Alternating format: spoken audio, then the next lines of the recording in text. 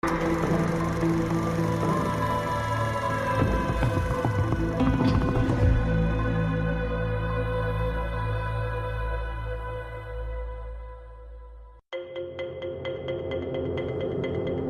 avances tecnológicos se suceden a un ritmo cada vez más acelerado. Y la próxima revolución podría ser la nanotecnología. Materiales con propiedades inimaginables hace tan solo unos años. Objetos familiares dotados de nuevas funciones por la adición de átomos. Un entorno más protector, sensible e interactivo, gracias a la miniaturización de los dispositivos electrónicos. Ordenadores más pequeños y potentes. Y tal vez los cimientos de una nueva inteligencia artificial atenta a nuestros menores deseos.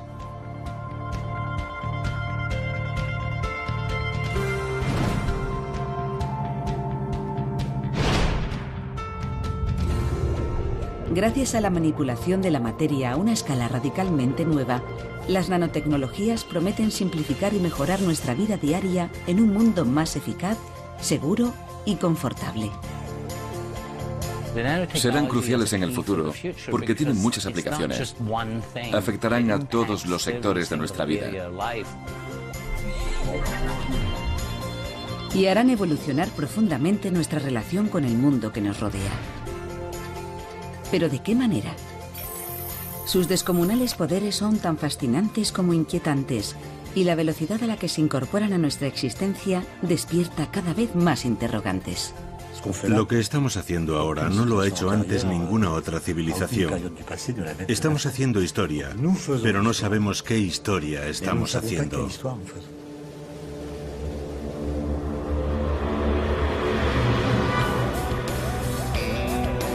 Nanotecnologías, la revolución invisible.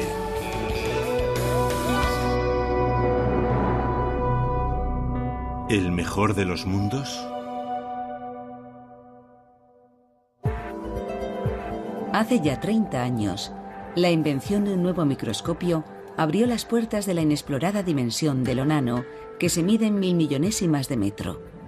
El mundo invisible de los átomos y las moléculas. A esta escala, la materia presenta propiedades sorprendentes. La posibilidad de explotarlas prometía una nueva revolución, un avance radical que desplazaría los límites de casi todas las tecnologías actuales. Hoy, los productos más punteros de estas investigaciones irrumpen en nuestras vidas. ¿Pero mantendrá sus promesas esta proclamada revolución?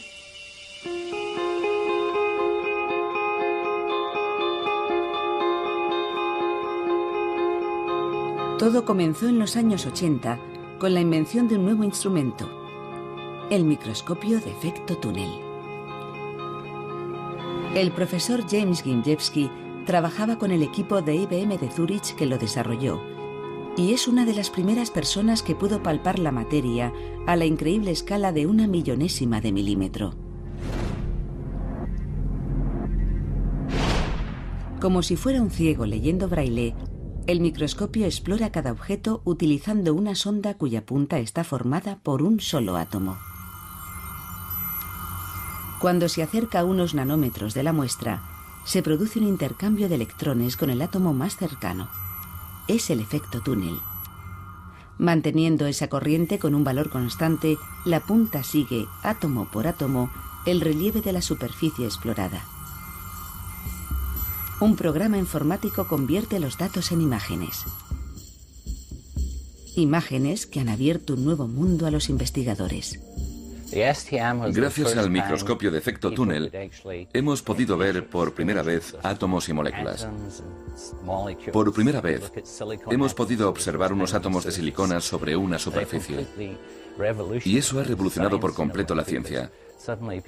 De pronto podemos comprender la materia de una forma completamente nueva, en términos de átomos individuales, en vez de millones o miles de millones de átomos. Pero esta nueva herramienta posee una sorprendente propiedad. Cuando la punta se acerca aún más a la superficie, el intercambio de corriente se intensifica. Y utilizando esa energía, los átomos pueden ser desplazados uno por uno.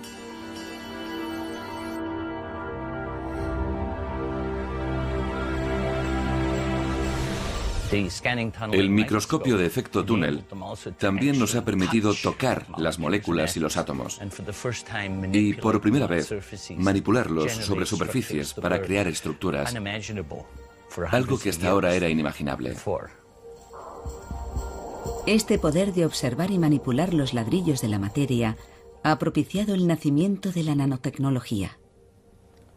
El físico y profesor de filosofía de la ciencia, Etienne Klein, admite que el avance es muy real, pero opina que ha provocado un entusiasmo excesivo. En menos de un siglo, hemos pasado de demostrar la existencia de los átomos a poder manipularlos uno a uno. Eso ha abierto una serie de puertas inimaginables hace tan solo unos años. Lo que despertó el interés de todos los gobiernos de los países desarrollados fue un informe presentado en 2002 por dos físicos, llamados Rocco y Bainbridge. Un informe delirante sobre las nanociencias, en el que anunciaban que gracias a estas nuevas tecnologías, la humanidad iba a poder resolver todos sus problemas. Esta promesa contribuyó a dinamizar las investigaciones, pero las primeras aplicaciones de estos nuevos poderes son mucho más prosaicas. Nanomateriales.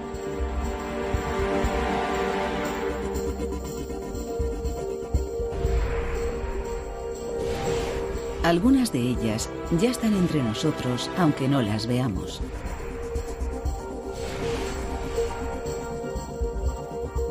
El cristal es uno de los primeros materiales que se han beneficiado de las nanotecnologías. Sus cualidades como aislante térmico o sonoro lo han convertido en parte integrante de nuestra arquitectura. Pero desde los inicios de este siglo, algunos cristales tienen un pequeño plus. Una serie de minúsculos grupos de átomos de dióxido de titanio depositados sobre su superficie, que los dota de cualidades autolimpiantes y autodesinfectantes al contacto con la luz. La comparación entre un cristal tratado y uno clásico demuestra la eficacia del procedimiento. La interacción entre la radiación ultravioleta de la luz y los átomos de dióxido de titanio carga de energía las moléculas de oxígeno circundantes. El oxígeno reactivo pulveriza las partículas de polvo.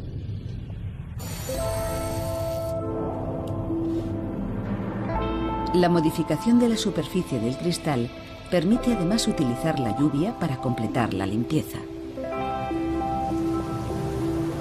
Sobre un cristal clásico, el agua forma gotitas. Pero sobre un cristal tratado, reacciona ante las nanoestructuras y se extiende en una fina capa. De esta forma se desliza a mayor velocidad entre el cristal y el polvo, arrastrando a este en su caída.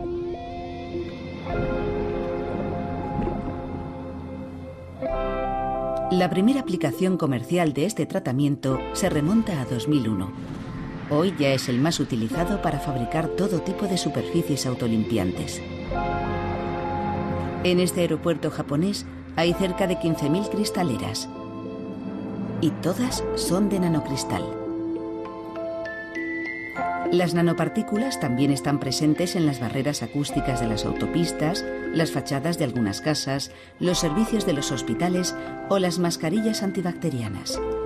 Y todos disfrutamos del confort que proporcionan sin reparar en ellas. Cuanto más se profundice en el conocimiento del mundo nanométrico, más posibilidades se abrirán para este tipo de procedimientos. Los fotocatalizadores son diminutas nanopartículas. Su eficacia y su funcionamiento están ligados a su forma. Así que si tenemos la posibilidad de modificar la forma y las dimensiones de estas partículas, podremos obtener un producto muy eficiente. Es evidente que un fragmento de dióxido de titanio no tiene esas propiedades, y ese es el punto de partida de todo este proceso, que va a permitir mejorar continuamente los nanomateriales. Numerosos materiales cobrarán mayor protagonismo gracias a la discreta presencia de las nanopartículas. Pero las nanotecnologías también podrían propiciar otros cambios espectaculares en la arquitectura de nuestras ciudades.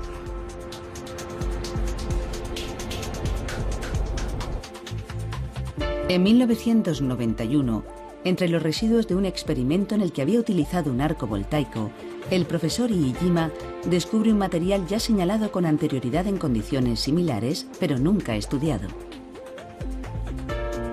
Analizado a escala nanométrica, revela su auténtica identidad. Se trata de nanotubos de carbono.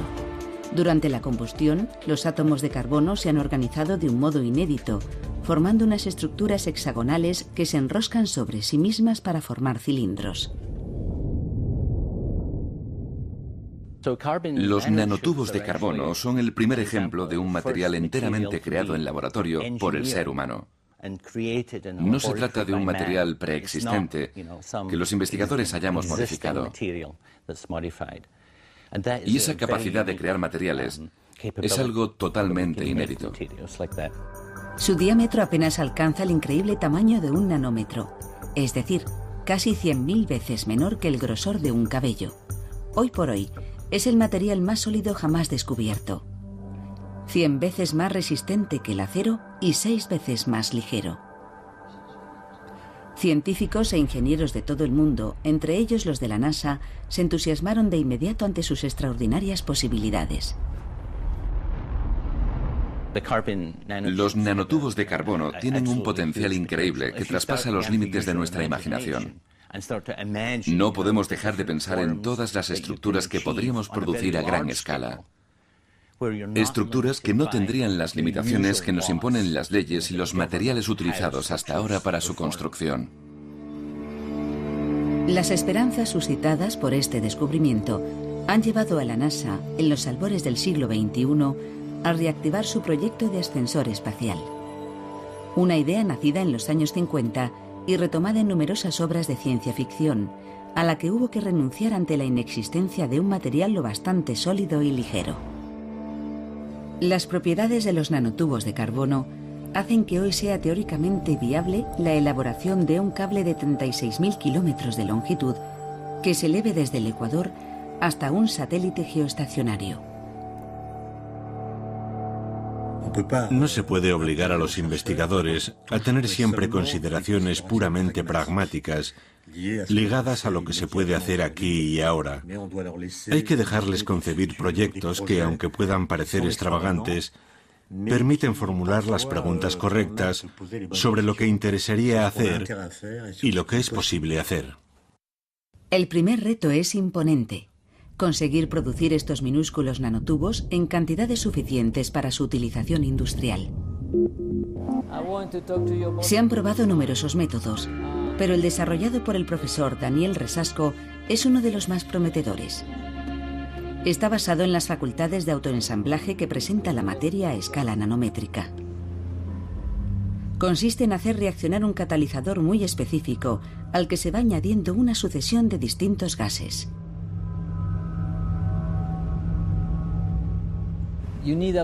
Hace falta un catalizador muy especial para producir nanotubos de carbono de pared simple. Se utiliza un primer agregado y alrededor de este agregado se forma una corona. El conjunto del nanotubo se desarrolla por autoensamblaje de los átomos de carbono a partir de esa corona. Esta capacidad de autoensamblaje de átomos y moléculas es la clave de muchos de los logros de la nanotecnología y permite contemplar la producción de nanomateriales en grandes cantidades y a un precio razonable.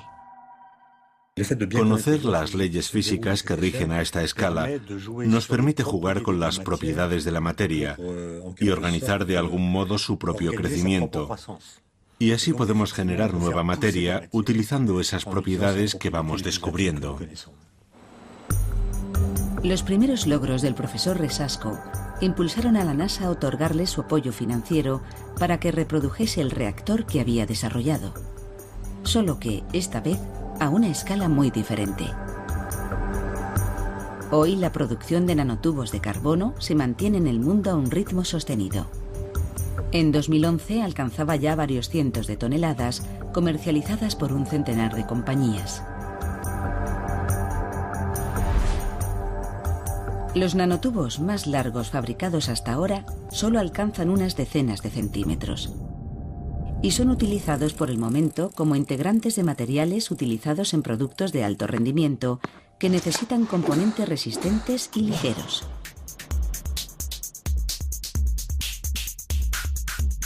Pero a lo largo de las próximas décadas, su utilización podría revolucionar las reglas actuales de la ingeniería y la construcción. Las leyes de la construcción definen las formas arquitectónicas de nuestras ciudades, como por ejemplo el peso y la resistencia de los materiales. Introduciendo los nanotubos de carbono, verían la luz estilos arquitectónicos que hoy consideraríamos una locura. En el futuro podríamos ver edificios con formas muy alejadas de las que vemos hoy.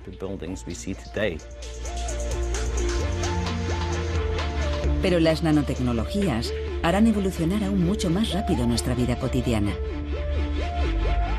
Los nanomateriales favorecerán el desarrollo de numerosos dispositivos electrónicos miniaturizados. Nuevos sistemas que nos permitirán acceder a una información inimaginable del mundo que nos rodea.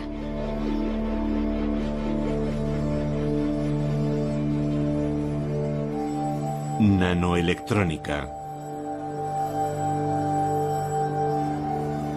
En Corea, el profesor Gyu-Jin Cho también trabaja en una aplicación de los nanotubos de carbono. Pero a él le interesan sus propiedades eléctricas, ya que además de ser muy resistentes, son excepcionales semiconductores. Su laboratorio ha desarrollado una tinta que contiene nanotubos de carbono en suspensión.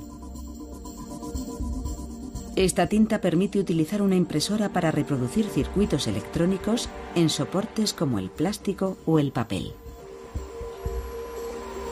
Estos circuitos son etiquetas RFID.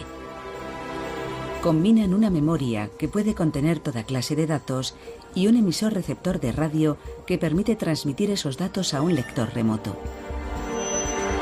Las etiquetas RFID se utilizan para la gestión y la trazabilidad de distintos productos. También las encontramos en pasaportes, tarjetas de pago en autopistas o bibliotecas. Reduciendo su coste de fabricación, este procedimiento de impresión podría volverse tan habitual como los códigos de barras. Todos nuestros productos de consumo nos transmitirían información y serían localizables en todo momento.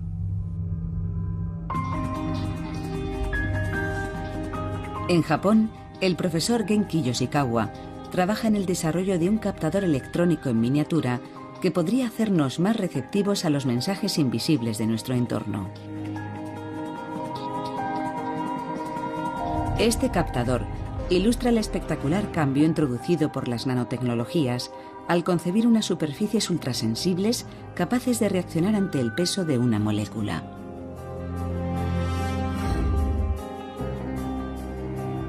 Los nanosensores son muy prometedores. Son minúsculos y pueden captar toda clase de mensajes. Mensajes químicos o biológicos, temperaturas, todo lo que queramos. Son capaces de detectar cualquier cosa, siempre y cuando los fabriquemos correctamente. El que está desarrollando el Dr. Yoshikawa podría dotarnos de un dispositivo de detección tan selectivo y preciso como el olfato de un perro. Este posee un sinnúmero de minúsculas terminaciones nerviosas diseñadas individualmente para captar un tipo preciso de moléculas. La información combinada forma una huella única que permite al perro diferenciar los olores. El dispositivo del Dr. Yoshikawa imita ese mecanismo. Cuando sus receptores captan una molécula, señalan su presencia reaccionando a su peso. Un circuito electrónico compara la información obtenida en una base de datos. Si hoy quisiéramos verificar el grado de contaminación del aire, del agua de un río o la pureza del agua que sale de nuestros grifos, no podríamos. O por lo menos, sería muy difícil que lo hiciéramos nosotros mismos en nuestras casas. Pero si pudiéramos incorporar unos sensores como estos a nuestros teléfonos móviles o a nuestra ropa, Tendríamos la libertad y la capacidad de controlar con detalle todo aquello que sucede en nuestro entorno cotidiano. Este sensor solo posee 8 captadores, pero ya es capaz, como un perro, de distinguir entre la huella molecular de distintas carnes.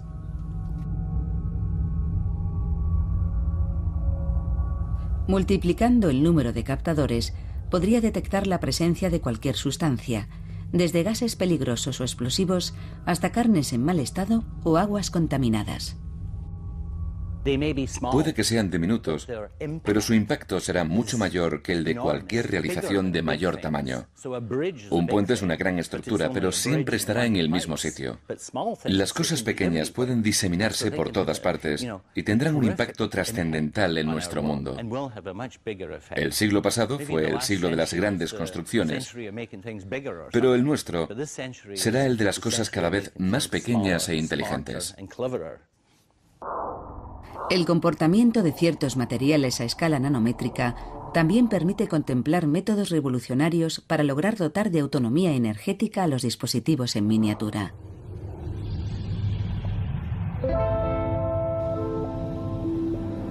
En uno de sus experimentos, el profesor Sonling Wang descubrió que ejerciendo presión sobre nanocristales de óxido de zinc, estos producen una ínfima cantidad de corriente.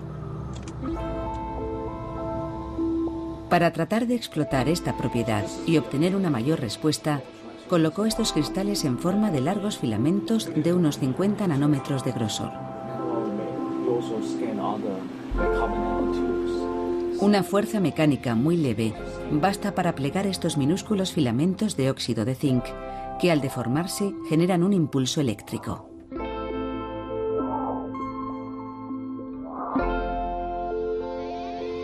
Estamos rodeados de energía mecánica, las vibraciones, los sonidos, el viento, la circulación del aire. Si consiguiéramos transformar esas energías en electricidad, podríamos alimentar numerosos dispositivos. Su equipo consiguió colocar varios millones de estas nanofibras entre 2 electrodos y repitió la operación en capas sucesivas para multiplicar el efecto. Al someterse a una deformación mecánica, este ensamblaje generó un voltaje de 3 voltios, el doble que el de una pila clásica. El objetivo del profesor Wang es producir electricidad a partir de fenómenos tan sutiles como las vibraciones generadas por los movimientos de nuestro cuerpo, lo que nos permitiría alimentar todos los dispositivos electrónicos de uso habitual.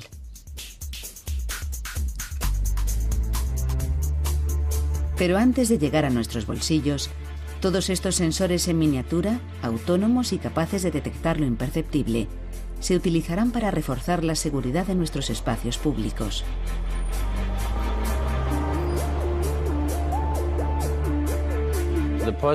La ventaja de estos nanosensores es que pueden diseminarse por todas partes.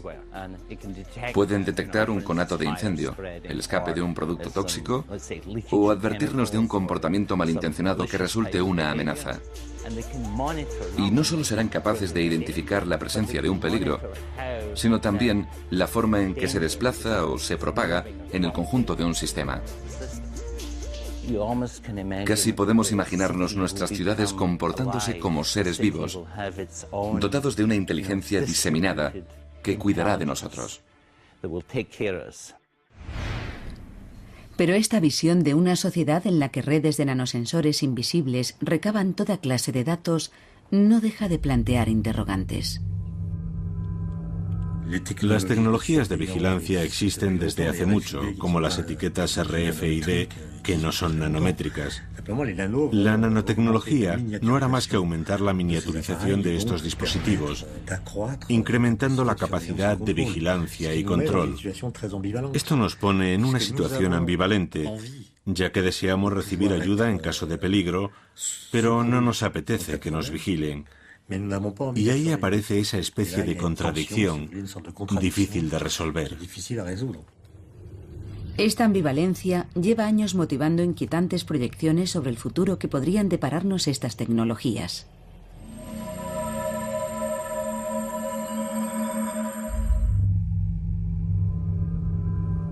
Esta mañana no me sentía bien y me hice un chequeo. Pero el sistema dice que no me pasa nada, que es psicológico. Y ha vuelto a recetarme un ansiolítico. Lo cierto es que me pasa cada vez que salgo a la calle. Y sin embargo, no hace mucho me encantaba pasear y disfrutar del confort de los centros comerciales. Y que me reconocieran las vallas publicitarias. Miss Humphrey quedó muy contenta en su última visita a nuestra tienda.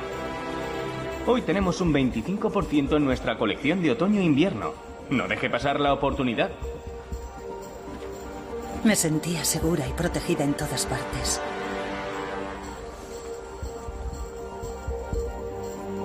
Lo siento, Miss Humphrey. Esta parte está cerrada tras el hallazgo de un paquete sospechoso. Me gustaba que el mundo pareciera girar a mi alrededor. No dude en prolongar su paseo, Miss Humphrey. Hoy la calidad del aire está en nivel azul. Pero hoy todo es diferente. Tengo la impresión de que me están observando, espiando. Casi me entran ganas de llorar. Tranquilícese. Su ritmo cardíaco es demasiado elevado. Camine más despacio. Su ritmo cardíaco es demasiado elevado. No consigo dominar estos brotes de angustia.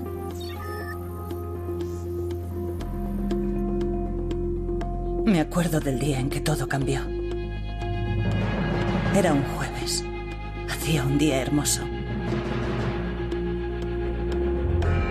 El hijo de mis vecinos había vuelto a olvidarse la pelota en la calle. Cuando me acerqué, la casa me reconoció. Pero la foto que tenía de mí era de hacía 5 años. Y yo solo llevaba unas semanas viviendo allí.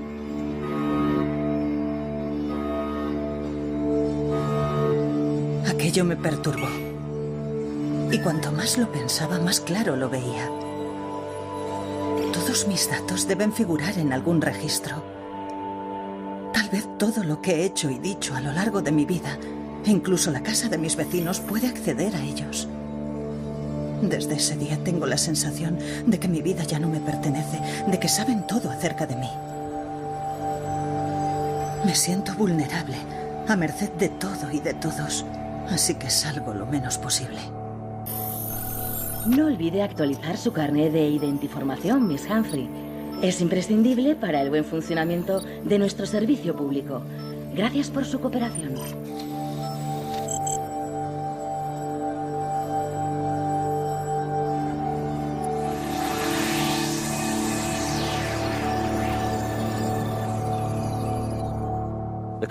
Las tecnologías modernas, como los teléfonos móviles, han redefinido por completo el concepto de vida privada. Podemos seguir creyendo que todavía disfrutamos de espacios privados, pero ya no lo son. Así que es indispensable desarrollar mecanismos de seguridad e instaurar unas reglas fundamentales para el uso de esas tecnologías y hallar una forma de garantizar que no se usarán de forma malintencionada. Es una reflexión urgente, y más cuando su desarrollo está ligado desde un principio al auge de la tecnología que más ha revolucionado todos los aspectos de nuestra vida desde mediados del siglo pasado: la informática. Nanoinformática. Los ordenadores existen desde hace 65 años. Su funcionamiento se basa en la resolución de problemas complejos mediante la descomposición de estos en una serie de sencillas operaciones lógicas ejecutadas por una catarata de transistores. La miniaturización de sus circuitos ha sido la clave de sus espectaculares progresos. Entre 1971 y 2001, el número de transistores integrados en un chip de silicio se multiplicó por 2 cada 2 años. Es la llamada Ley de Moore. Hoy, las dimensiones de estos transistores se han reducido hasta los 30 nanómetros, pero se están aproximando a un límite teórico. Por debajo de los 20 nanómetros, diversos fenómenos físicos impedirán su funcionamiento. El aumento de velocidad implica componentes cada vez más minúsculos y estamos rozando límites fundamentales que amenazan con detener el progreso de las tecnologías actuales. Que la empresa IBM desarrollara el microscopio de efecto túnel no fue una casualidad. La industria de los microprocesadores lleva tiempo anticipándose a estos límites y su apuesta por los nanomateriales puede evitar un estancamiento en el desarrollo de la informática.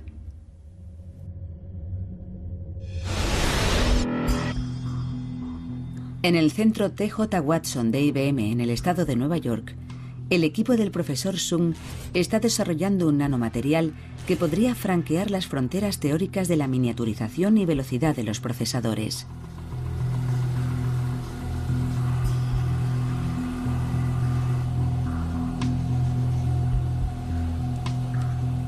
El grafeno es, por así decirlo, un nanotubo de carbono desplegado.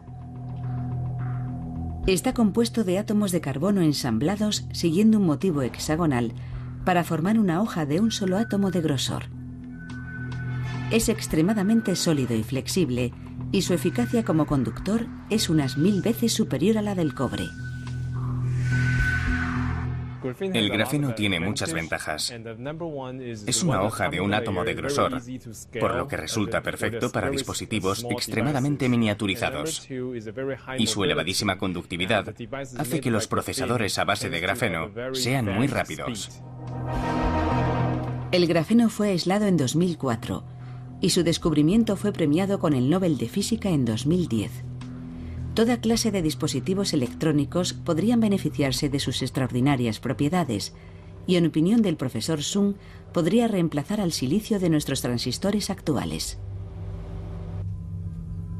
Los primeros transistores experimentales han superado todas las expectativas en términos de velocidad. El objetivo a largo plazo es producir procesadores de muy alta capacidad, basados en el uso del grafeno, que en los 20 o 30 próximos años debería permitir seguir mejorando el rendimiento de los ordenadores y disminuir el tamaño de todo el sistema. Lo que haría posible seguir desarrollando la capacidad de nuestros ordenadores durante algunas décadas más. Pero los campos abiertos por la nanotecnología son tan inmensos que muchos investigadores se atreven a augurar un cambio mucho más radical que empujaría la informática a una dimensión desconocida. La esencia de la nanotecnología es superar todos los límites, desplazar las fronteras. Es como la exploración espacial, algo extraordinario, como el descubrimiento de un nuevo mundo. Y los avances nanotecnológicos no se harán por etapas, se harán a base de saltos cualitativos. El profesor Aono es uno de los mayores especialistas en nanomateriales. Hace unos años, mientras trataba de ensamblar una nanoestructura metálica con un microscopio de efecto túnel, observó un sorprendente fenómeno. Unas moléculas de plata se habían depositado en la punta de platino del microscopio. Entonces descubrió que, cuando un átomo de plata se hallaba a menos de 1 nanómetro de un átomo de platino y era estimulado por una corriente eléctrica, el átomo de plata crecía hasta entrar en contacto con el de platino. Manteniendo las mismas condiciones, el átomo de plata sigue creciendo. Pero cuando invertimos la polaridad de la corriente, el átomo de plata comienza a contraerse. Cuando observé este sorprendente fenómeno, enseguida pensé que tal vez podría permitirnos crear el primer interruptor de dimensiones atómicas que funcionara a temperatura ambiente. Y así nació el interruptor más pequeño del mundo. La distancia entre sus electrodos es de tan solo 1 nanómetro. Al aplicar una corriente, los átomos de plata saltan literalmente para entrar en contacto con el electrodo de platino.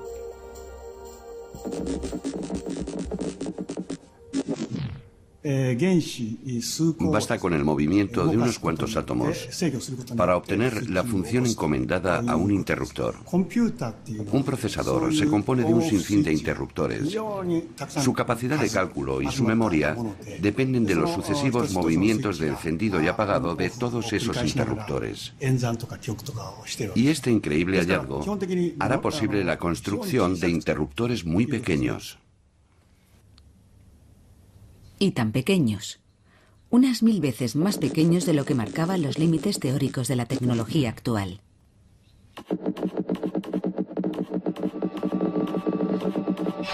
Pero el profesor Aono estaba a punto de descubrir otra característica muy particular de su interruptor atómico. Tras ser solicitados con frecuencia, los átomos de plata se mantienen en una posición intermedia, lo que implica que el interruptor estará listo para funcionar aún más rápido la vez siguiente. Un hallazgo que orientaría las investigaciones en una dirección inesperada.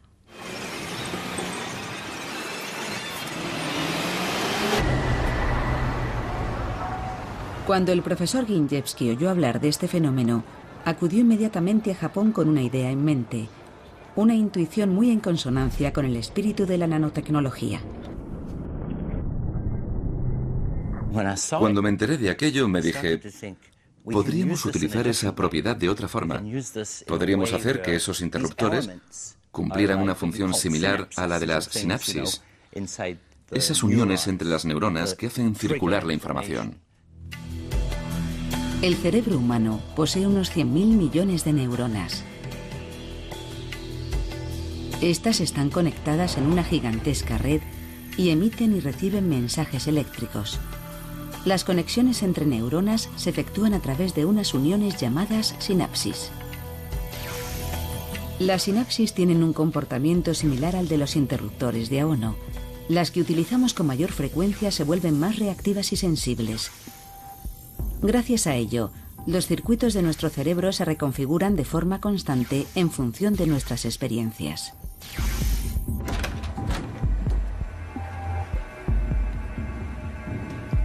De este paralelismo nació un proyecto de colaboración entre el laboratorio japonés de Aono y el de Ginjewski en California. Su objetivo es utilizar el interruptor atómico como pieza básica de un sistema neuronal artificial. Un ordenador inspirado en el funcionamiento del cerebro humano.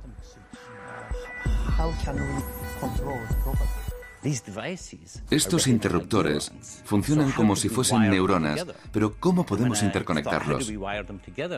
Al estudiar la estructura del cerebro, observé que las neuronas están interconectadas de una forma muy densa y enmarañada. Así que me dije, vamos a intentar imitar al cerebro en la medida de lo posible. Copiar el entramado neuronal es una tarea inconcebible. Pero Ginjewski aventuró que si esta red se caracteriza por la multiplicidad de conexiones existentes entre las neuronas, esta complejidad podría bastar para que un nuevo circuito fuera automodificándose del mismo modo en que lo hace el cerebro. Una hipótesis que intentó verificar de inmediato en su laboratorio de Los Ángeles. La primera etapa consistió en crear por autoensamblaje una estructura similar a la del cerebro humano. En estas imágenes del circuito en formación, podemos ver que este modelo complejo y aleatorio contiene miles de millones de interruptores atómicos, interconectados de múltiples maneras. Cuando Ginjewski aplicó una corriente a este primer circuito experimental, constató que éste modificaba su configuración. Los interruptores atómicos por los que transitaba la corriente se volvían más reactivos, conformando una serie de circuitos privilegiados. El circuito evolucionaba en función de los acontecimientos eléctricos que lo recorrían, es decir, aprendía de su experiencia. Este circuito neuronal es al principio como un recién nacido, virgen de todo conocimiento. Luego, tras sus primeras experiencias, comienza a desarrollar conexiones particulares, a tener un pasado, y estas experiencias serán la base para predecir sus experiencias futuras. De algún modo es un proceso de aprendizaje y desarrollo. Este paralelismo puede parecer muy metafórico, pero está basado en una idea clave de las nanotecnologías. Lo que a menudo confiere sus propiedades a los materiales o sistemas vivos o inertes es su estructura a escala nanométrica. Cuando observamos la escala nanométrica, es decir, el objeto de las nanociencias y las nanotecnologías, no apreciamos ninguna diferencia entre la materia viva y la materia inerte. Copiando las estructuras nanométricas de los seres vivos, podríamos construir dispositivos artificiales que funcionaran de la misma forma y gozaran de las mismas propiedades que su modelo biológico.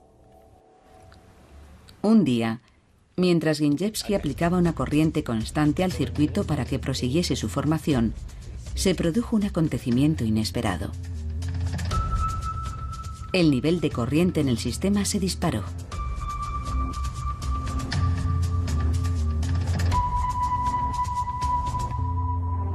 ¿Qué significaba este fenómeno? Ginjewski acudió entonces a un colega investigador, el profesor Dante Chialbo, un especialista argentino en neurociencias, muy conocido por su trabajo en prestigiosas universidades. Chialbo está muy interesado en la configuración del cerebro. Muchos de sus experimentos se centran en la medición de las corrientes eléctricas que recorren las redes neuronales. Cuando pensamos en algo evocador o nos invade una emoción, también se produce en el cerebro un aumento brutal de los impulsos eléctricos.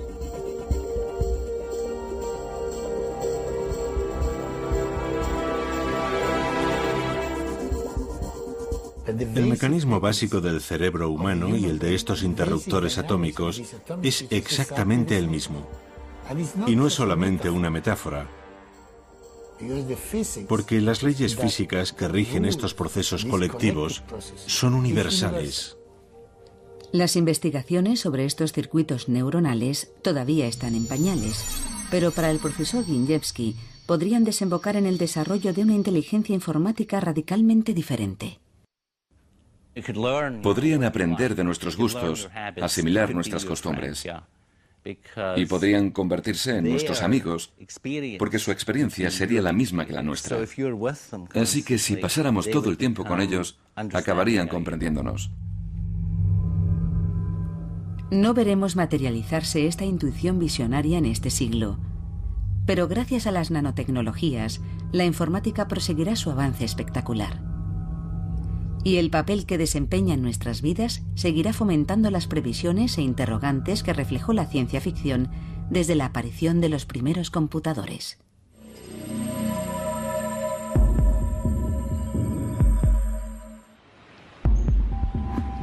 En casa es donde soy más feliz.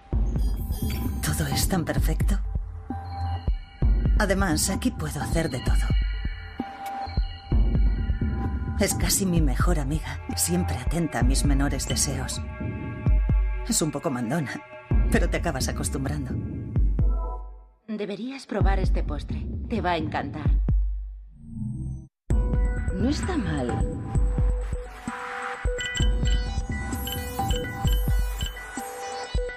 ¿Sabes? El 78% de las mujeres que lo han comprado solo se lo han puesto una vez. Ahora es ella quien me hace las pruebas médicas. Yo me tumbo en la camilla y ella lo comprueba todo en un momento. Y si ve algo anormal, se pone en contacto con el hospital y allí le indican lo que hay que hacer. Estás en plena forma. Casi no hay nada de lo que no sea capaz. Como su personificación de Johnny. Solo tiene 8 años y ya está construyendo un ascensor espacial en su cuarto. Se le da muy bien todo lo relacionado con los números. Algo bastante normal.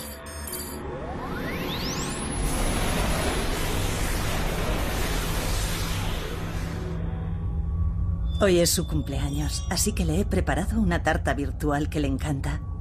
Y solo me ha llevado 5 segundos.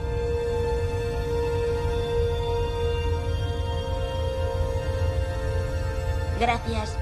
Es mi preferida. Es genial. Nunca da problemas ni nos peleamos. Es tan relajante. ¿Qué tal está?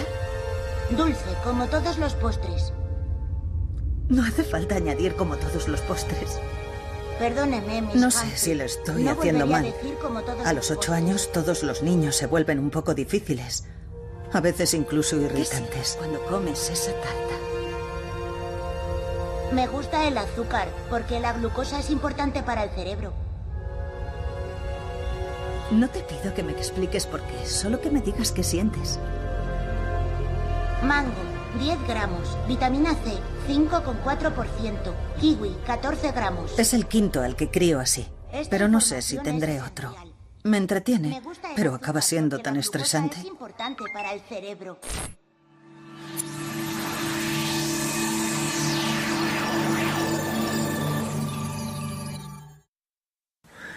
¿Las nuevas tecnologías cambiarán las condiciones de vida del ser humano?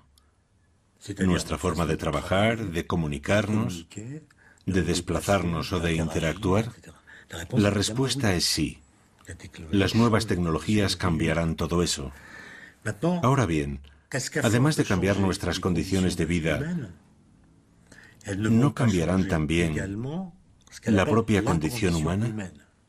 ¿Nuestra relación con la vida, con la muerte y con nuestros semejantes?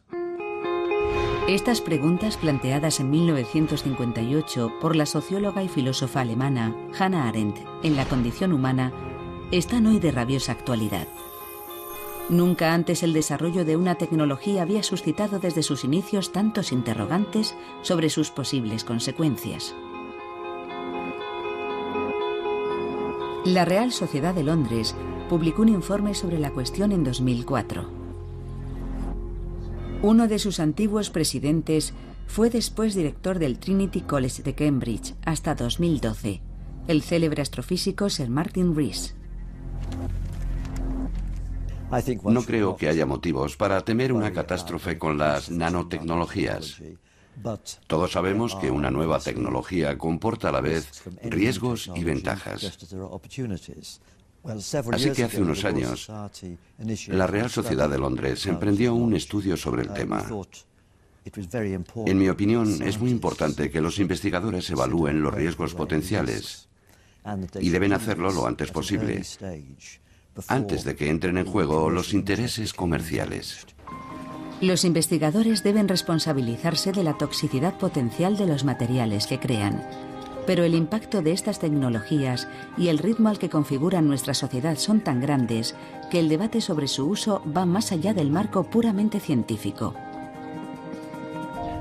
Los investigadores tienen una responsabilidad moral. Deben explicar a todo el mundo lo que hacen en sus laboratorios. Y tienen el deber de entablar un debate con todos los miembros de la sociedad, científicos y no científicos, acerca de sus tecnologías, porque van a cambiar sus vidas. Quienes conciben una tecnología no son enteramente responsables de la forma en que va a ser usada, ni de sus posibles inconvenientes o beneficios futuros para la sociedad. Así que ahora lo más urgente no es responsabilizar más a los innovadores o presionarlos, sino formular un proyecto político que asigne expresamente a estas nuevas tecnologías el papel que deben desempeñar en la sociedad. Así que no es tanto un problema científico como político. Pero en medio de estas reflexiones, no debemos olvidar los problemas que estos nuevos materiales nos permitirían solucionar. Serán vitales en nuestro futuro porque no tienen una única aplicación como la electrónica. Van a intervenir en todos los sectores de nuestra vida: el medio ambiente, la energía, la medicina, las comunicaciones. Mi opinión sobre las nanotecnologías es que no podemos permitirnos no desarrollarlas. Son demasiado cruciales para el futuro de la humanidad. Porque hemos llegado a un punto en el que los distintos procesos industriales que estamos utilizando ahora están matando el planeta.